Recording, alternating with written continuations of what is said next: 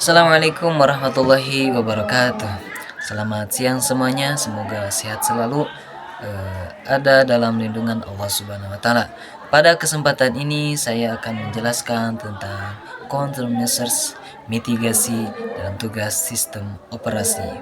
Sebelum kita masuk ke pembahasan, izinkan saya untuk memperkenalkan terlebih dahulu.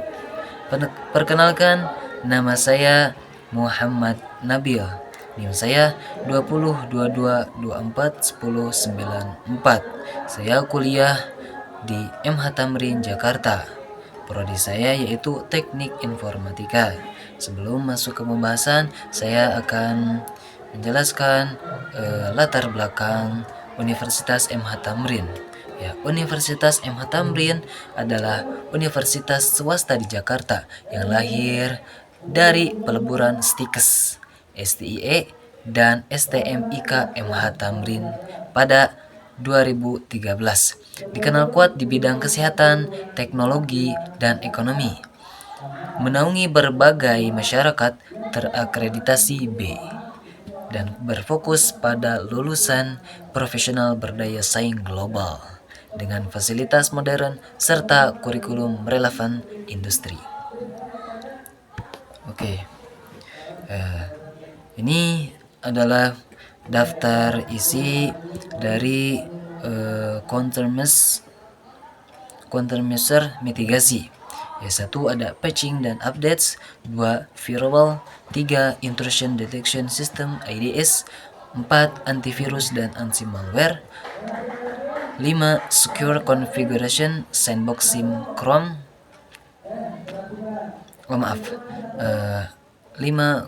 secure configuration, 6 sandbox sim Chrome mobile iOS, 7 virtualisasi untuk isolasi. Oke. Selanjutnya yaitu saya akan menjelaskan apa itu mitigasi. Countermeasures, ya. Mitigasi risiko, risk mitigation. Mitigasi adalah pendekatan atau strategi yang bertujuan untuk mengurangi probabilitas kemungkinan terjadinya suatu ancaman dan atau meminimalkan dampak kerugian impact jika ancaman tersebut benar-benar terjadi. Oke, kita lanjut. Ke 1 ada patching dan updates. Apa itu patching dan updates? Patching atau penambahan adalah proses menerapkan sepotong kecil kode program yang disebut patch atau tambahan ke perangkat lunak yang sudah ada. Ya.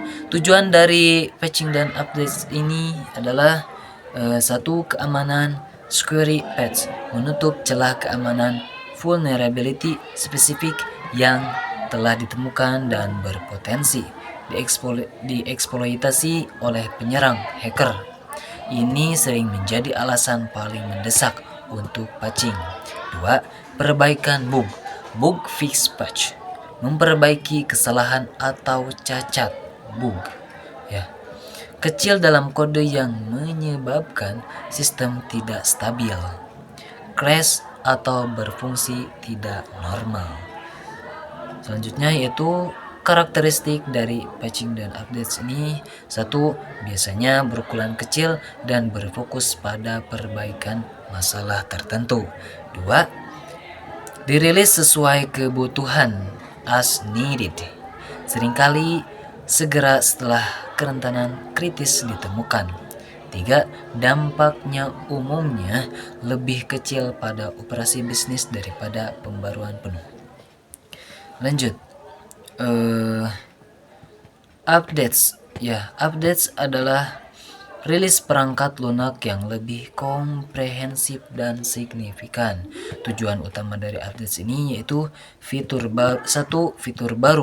Fitur updates menambahkan fungsionalitas antarmuka pengguna UI atau peningkatan pengalaman penggunaan UX yang besar. 2. Peningkatan kinerja, mengoptimalkan kode untuk meningkatkan kecepatan, stabilitas, dan efisiensi sistem secara keseluruhan. 3. Kompatibilitas memastikan perangkat lunak bekerja dengan baik dengan perangkat keras atau teknologi yang lebih baru. 4. Kumulatif seringkali mencakup semua patch keamanan dan perbaikan bug.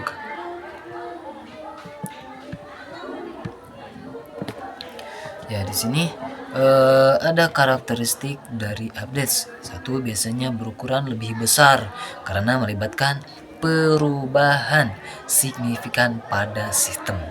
2. Dirilis pada jadwal yang lebih teratur, misalnya bulanan, triwulanan, atau tahunan, dan terencana. 3. Dampaknya lebih besar dan memerlukan waktu instalasi serta pengujian yang lebih lama. Lanjut. Kedua yaitu ada firewall. Firewall adalah sistem keamanan jaringan yang bertindak sebagai penghalang antara jaringan internal yang terpercaya, seperti komputer yang berada di kantor, dan jaringan eksternal yang tidak dipercaya seperti internet, memantau serta mengontrol lalu lintas, data masuk dan keluar berdasarkan aturan keamanan untuk mencegah akses tidak sah, virus, malware, dan peretasan. Seperti satpam digital yang memeriksa semua data sebelum masuk atau keluar. Firewall bisa berupa perangkat keras hardware, perangkat lunak software, atau berbasis cloud, melindungi data sensitif dan menjaga keamanan infrastruktur digital Anda. Fungsi utama firewall adalah yaitu 1. Menyaring lalu lintas data, memeriksa setiap paket data yang masuk dan keluar dari jaringan. 2. Mencegah akses tidak sah, memblokir upaya peretasan dan akses berbahaya dari luar. 3. Melindungi dari ancaman, menghentikan penyebaran malware, virus, dan spam. 4. Mengelola koneksi, mengizinkan atau menolak koneksi berdasarkan aturan yang ditentukan, misalnya memblokir situs web tertentu. Lanjut, jenis-jenis firewall. Jenis-jenis firewall ada 3. 1. Hardware firewall, perangkat fisik seperti router yang melindungi seluruh jaringan kuat tetapi bisa mahal, ya contohnya pada gambar 1 itu adalah perangkat fisik, ya disebut router. 2. Software firewall, aplikasi yang diinstal di komputer seperti Windows, Defender Firewall, atau melindungi perangkat itu sendiri. 3. Cloud firewalls, layanan berbasis cloud yang fleksibel untuk melindungi aplikasi dan server berbasis cloud. Lanjut. 3. Ada Intrusion Detection System (IDS). Intrusion Detection System (IDS) adalah sistem perangkat lunak atau perangkat keras yang berfungsi sebagai mata-mata atau sistem alarm keamanan dalam jaringan atau sistem komputer Anda. Fungsi utamanya yaitu memantau lalu lintas jaringan atau aktivitas sistem secara terus-menerus. 2. Mendeteksi adanya aktivitas berbahaya, anomali, atau pelanggaran kebijakan keamanan yang dicurigai sebagai upaya serangan. 3. Memberikan peringatan alerts kepada administrator keamanan agar dapat segera mengambil tindakan. Ini ada jenis-jenis IDS. IDS umumnya dikategorikan berdasarkan lokasi pemantauannya. 1. Network based IDS (NIDS) fokus memantau seluruh lalu lintas jaringan, paket data yang masuk dan keluar dari jaringan. Penempatannya ditempatkan pada titik-titik strategis dalam jaringan, seringkali di belakang firewall di perimeter jaringan. Fungsinya yaitu mendeteksi serangan jaringan seperti denial of service (DOS), port scanning, atau malware yang menyebar di seluruh jaringan. 2. Host-based IDS (HIDS) Fokus dipasang dan memantau aktivitas pada host perangkat atau server individu. Pemantauannya menganalisis log sistem, integritas file sistem operasi penting, dan perubahan konfigurasi yang mencurigakan. 3. Fungsinya yaitu mendeteksi serangan yang terjadi di dalam perangkat itu sendiri, seperti upaya root level access atau perubahan file oleh malware. Ya, metode deteksi IDS menggunakan beberapa metode untuk mengidentifikasi ancaman. Metode deteksi signatur berbasis tanda tangan. Cara kerjanya yaitu membandingkan lalu lintas dengan database pola serangan, tanda tangan atau signatur yang sudah diketahui. Keunggulannya yaitu sangat efektif dan akurat untuk mendeteksi ancaman yang sudah dikenal. Kekurangan, tidak dapat mendeteksi serangan baru zero day attack yang belum ada signaturnya. 2. Metode deteksi anomali berbasis anomali. Cara kerjanya yaitu membuat profil perilaku normal baseline jaringan atau host, lalu menandai setiap aktivitas yang menyimpang secara signifikan dari pola normal tersebut.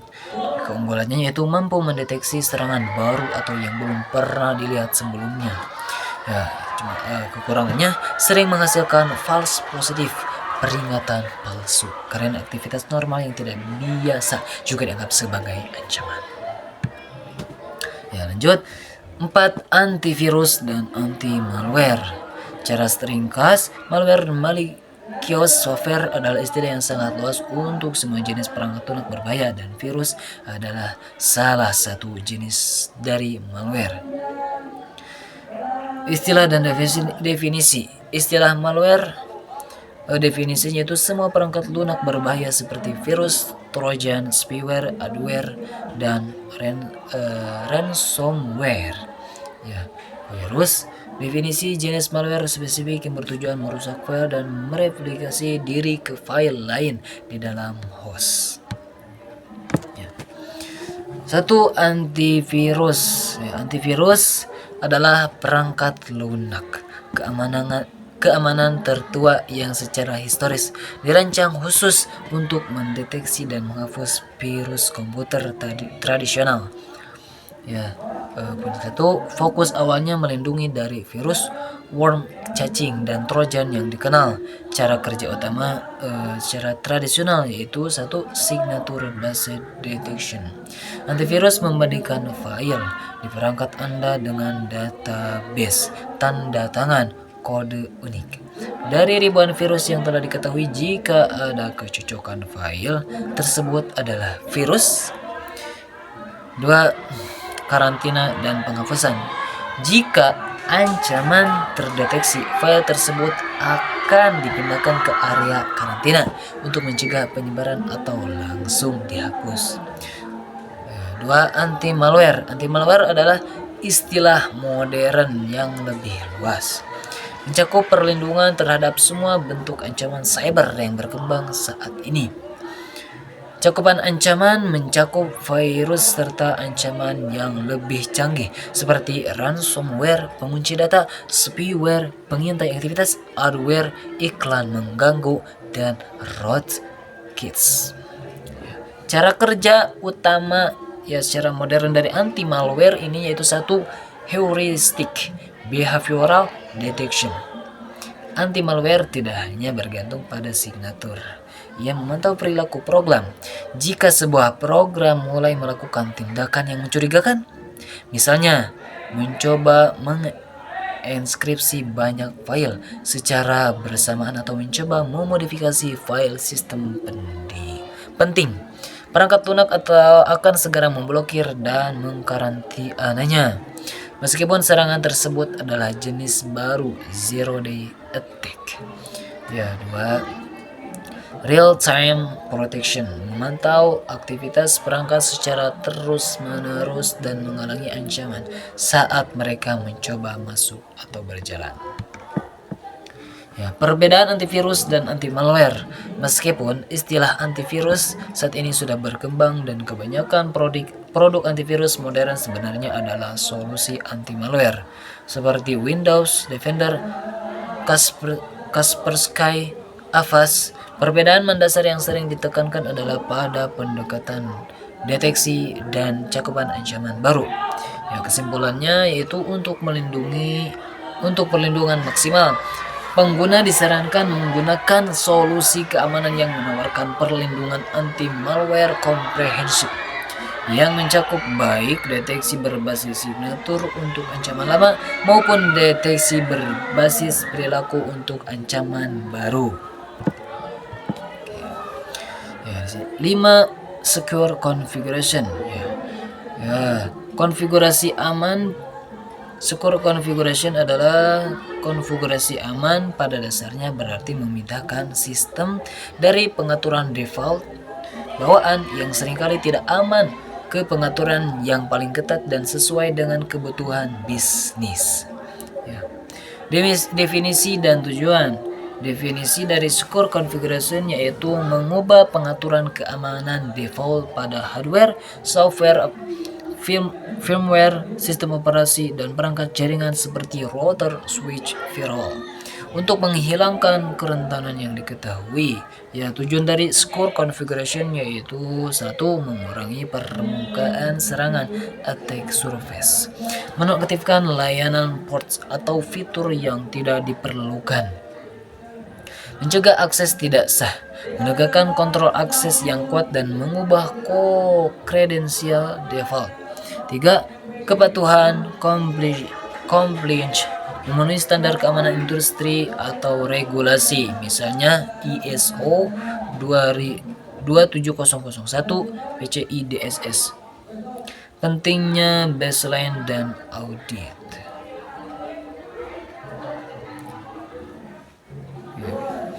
Sebelum ke sana, kita ada langkah-langkah utama dalam secure configuration. Praktik ini melibatkan beberapa tahap yang sering dikenal sebagai hardening system. Langkah-langkah utama. A. Mengubah pengaturan default.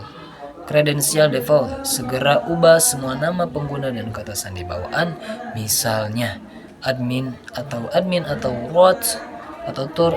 Ini adalah titik serangan paling umum. Pengaturan jaringannya yaitu nonaktifkan layanan jaringan default yang tidak digunakan, misalnya SSH jika tidak diperlukan, voice access pada berbagi file. B. Menerapkan prinsip less privilege.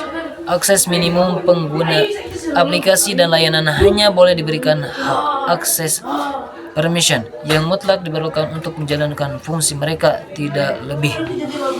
Pembatasan hak akses. Hindari menggunakan akun administrator untuk tugas sehari-hari. Mengelola layanan dan aplikasi. Menonaktifkan layanan yang tidak perlu. Mengelola layanan dan aplikasi. Menonaktifkan layanan yang tidak perlu. Hapus atau nonaktifkan semua layanan dan perangkat lunak yang tidak esensial. Setiap layanan yang berjalan adalah potensi titik masuk bagi penyerang. Menghapus fitur warisan. Nonaktifkan protokol lama atau fitur legacy yang rentan, misalnya TLS 1.0 atau 1.1 SMB v1. D. Pengelolaan patch dan pembaruan. Pembaruan konsisten. Pastikan sistem operasi, aplikasi, dan firmware jaringan selalu diperbarui dengan patch. Keamanan terbaru. Konfigurasi aman tidak ada artinya jika perangkat lunak masih rentan terhadap eksploitasi yang sudah diperbaiki. Pengerasan sistem operasi, US hardening. Enkripsi. Terapkan enkripsi full disk, misalnya BitLocker, untuk melindungi data saat perangkat hilang. Firewall lokal. Pastikan software firewall seperti Windows Defender Firewall diaktifkan dan dikonfigurasi dengan aturan yang membatasi Pentingnya baseline dan audit. Untuk menjaga konfigurasi aman secara berkelanjutan.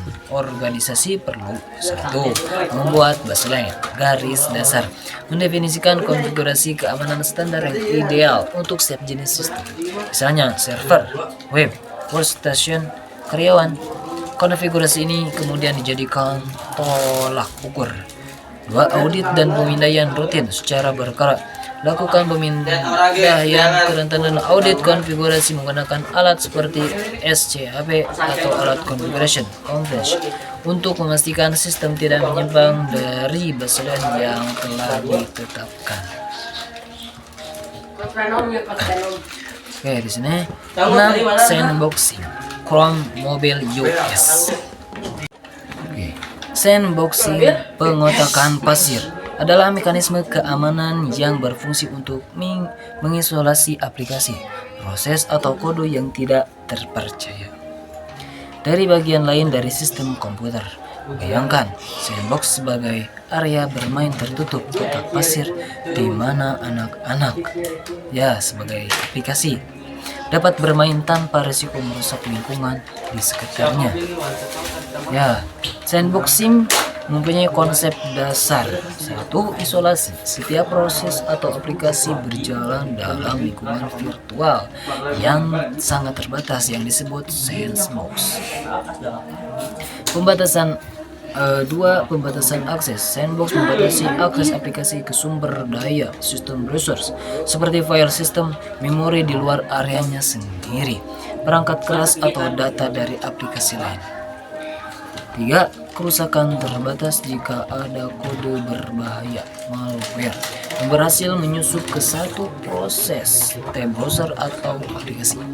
Kerusakan yang ditimbulkannya akan terbatas hanya pada sandbox tersebut dan tidak dapat menyebar ke sistem operasi utama atau data sensitif aplikasi lain.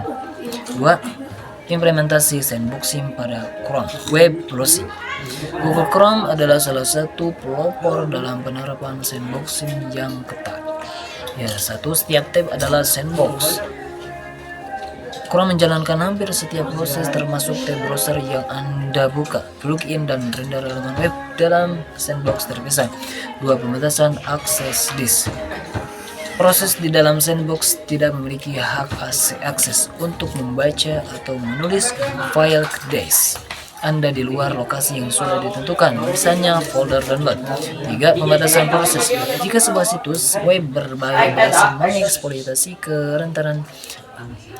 kerentanan pada mesin rendering Chrome, proses render, sandbox akan mencegah kode berbahaya tersebut mengakses sistem operasi sehingga serangan tidak dapat mengambil alih komputer Anda. 3. Implementasi sandboxing pada mobil iOS, Android, dan iOS. Sistem operasi mobil dibangun di atas prinsip sandboxing yang sangat ketat, yang menjadi alasan utama mengapa iOS mobil dianggap lebih aman dibandingkan iOS desktop tradisional. Di sini ada iOS Apple. Isolasi aplikasi. Setiap aplikasi iOS berada dalam sandbox yang unik. Saya lewat B. Android Google UID user ID dan proses Linux. Setiap aplikasi Android diberikan user ID Linux unit saat diinstal. 7. Virtualisasi untuk isolasi.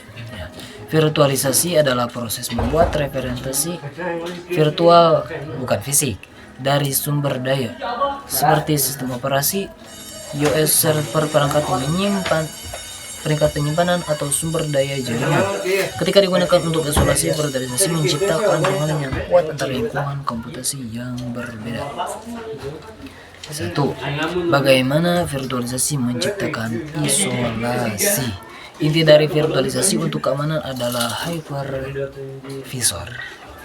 Hypervisor ini adalah lapisan perangkat lunak yang memungkinkan beberapa sistem operasi iOS untuk berjalan secara bersamaan di atas atau satu perangkat keras fisik host OS.